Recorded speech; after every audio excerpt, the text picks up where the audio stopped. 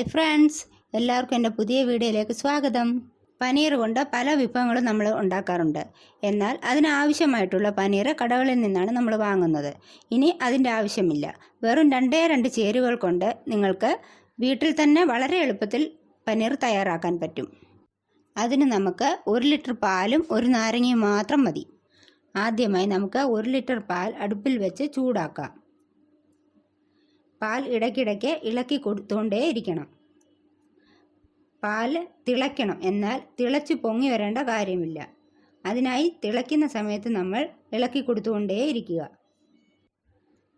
ഇപ്പം നന്നായി പാൽ തിളച്ച് വന്നിട്ടുണ്ട്.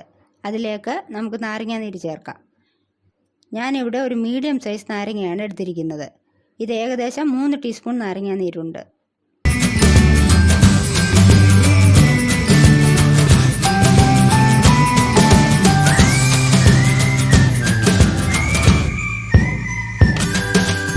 ഇതാ കണ്ടോ, ഇപ്പോൾ പാല് നന്നായി പിരിഞ്ഞു തുടങ്ങി. ഇപ്പോൾ ഈ കാണുന്നതാണ് പനീർ. ഇത് നമുക്കിനി അരിച്ചെടുക്കണം.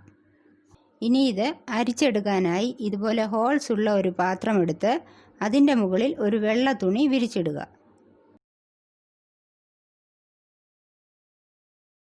ഇനി അതിലേക്ക് പാലൊഴിച്ച് നമുക്ക് പനീർ മാത്രമായി അരിച്ചെടുക്കാം. ഇനി ഇതിലേക്ക് കുറച്ച് ചൂടുവെള്ളം ഒഴിച്ച് ഇത് നന്നായി ഒന്ന് പിഴിഞ്ഞെടുക്കാം. നമ്മൾ നേരത്തെ പിഴിഞ്ഞ നാരങ്ങയുടെ കയ്പുണ്ടെങ്കിൽ അത് പോകാനാണ് ഇങ്ങനെ ചൂടുവെള്ളം ഒഴിച്ച് പിഴിഞ്ഞെടുക്കുന്നത്.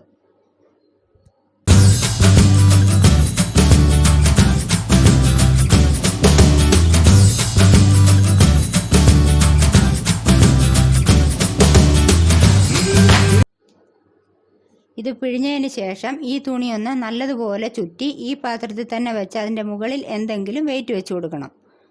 ഞാനിവിടെ ഒരു പാത്രത്തിൽ വെള്ളം നിറച്ചാണ് വയ്ക്കുന്നത്. ഇങ്ങനെ ചെയ്യുന്നത് പനീറിലെ ഈർപ്പം പോകാനാണ്. ഇത് അരമണിക്കൂർ ഇങ്ങനെ തന്നെ ഇരിക്കട്ടെ. ഇപ്പോൾ അരമണിക്കൂർ കഴിഞ്ഞിട്ടുണ്ട്. ഇനി നമുക്ക് ഈ തുണിയൊന്ന് അഴിച്ചു നോക്കാം. ഇപ്പോൾ നമ്മുടെ പനീർ സെറ്റായിട്ടുണ്ട്. ഇത് നമ്മുടെ ആവശ്യാനുസരണം നമുക്ക് കട്ട് ചെയ്തെടുക്കാം. ഇതാ നല്ല സോഫ്റ്റ് ആയിട്ടുള്ള പനീർ റെഡിയായി. ഇനി നിങ്ങൾക്ക് എപ്പോൾ പനീർ വേണമെങ്കിലും പുറത്തു പോകേണ്ട ആവശ്യമില്ല. വളരെ എളുപ്പത്തിൽ നിങ്ങളുടെ വീട്ടിൽ തന്നെ റെഡിയാക്കാം. ഈ പനീർ വെച്ച് ചില്ലി പനീർ, പനീർ ബട്ടർ മസാല തുടങ്ങിയ വിഭവങ്ങൾ നമുക്കുണ്ടാക്കാം. ചില്ലി പനീർ ഉണ്ടാക്കുന്നതിൻ്റെ റെസിപ്പി നമ്മുടെ ചാനലിൽ തന്നെ ഉണ്ട്. അത് കാണാത്തവർ ആരെങ്കിലും ഉണ്ടെങ്കിൽ മുകളിൽ കാണുന്ന ലിങ്കിൽ ക്ലിക്ക് ചെയ്ത് കാണുക.